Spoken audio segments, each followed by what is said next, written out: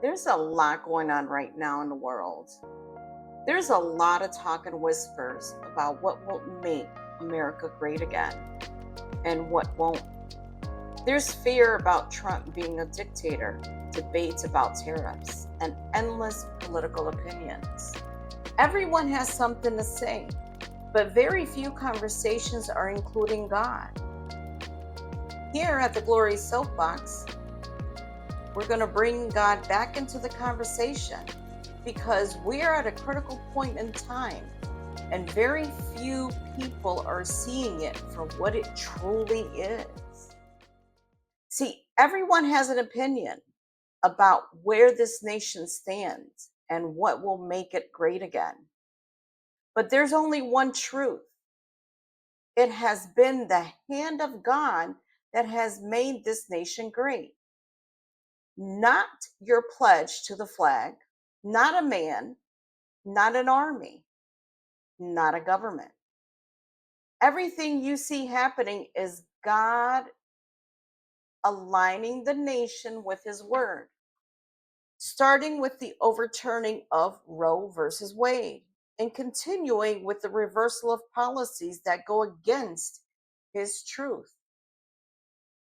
And this includes addressing issues like gender reassignment for children, returning to recognizing male and female as the only genders, and removing programs that keep people in bondage like DEI. It means confronting the roots of fraud, waste, and abuse. Everyone is blaming Trump, but the truth is, Trump is just a vessel. He's being used to carry out the mandate of God because he has the guts to actually follow through with it. And this is not about whether Trump is holy or whether he knows scripture or how much scripture he knows. This is about God searching the land for someone who will get the job done. There's also a lot of pride in America. Pride in America's greatness and how the world depends on us. But those beliefs are rooted in lies from the enemy, sent to puff people up. And the Bible is clear, pride comes before the fall. People have forgotten that it is God who has made this nation great and blessed it for decades, protected from the outside enemies. But in order for God to continue blessing this land, the laws of the land must align with his word. And once the laws align with his word, the people must follow. God will not bless wickedness. He will not align himself with a nation or nations that promote sin, that wear sin like a badge of honor or glorify sin. God is righteous. Therefore, a nation blessed by him must be righteous. This is not a suggestion, it is a requirement. For all those who cry, Jesus is love, yes, he is. But he will never go against his word. To go against his word would be to go against himself. God can love you and still withhold his blessing. In the same way, God will not go against the will of the people. If people choose wickedness over righteousness, he will withdraw his presence and remove his hand from the nation. Now, this nation has been given a reprieve, another chance under this administration to get back into alignment with him. That's why you're seeing all the changes in the laws that Trump is pushing forward. And he's moving at rapid speed because he understands the urgency. But it's not the kind of urgency that people think it is. In Romans 8:18, it tells us, I consider that our present sufferings are not worth comparing with the glory that will be revealed in us.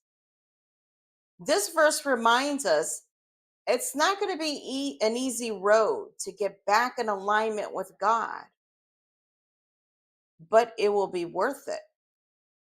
Now, on the flip side, when a nation chooses sin, Romans in chapter 1, verses 24 to 27 reminds us, therefore God gave them over in the sinful desires of their hearts to sexual impurity for the degrading of their bodies with one another.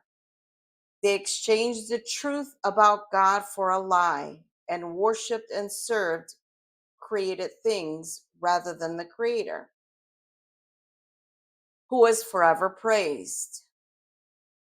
Because of this, God gave them over to shameful lust. Even their women exchanged natural sexual relations for unnatural ones. In the same way, the men also abandoned natural relations with women and were inflamed with lust for one another. Men committed shameful acts with other men and received in themselves the due penalty for their error. See, God doesn't force anyone to align with Him. We all have a choice.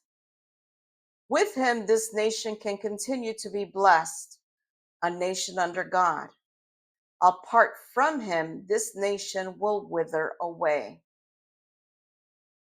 God is speaking. He's always speaking, but man does not perceive it.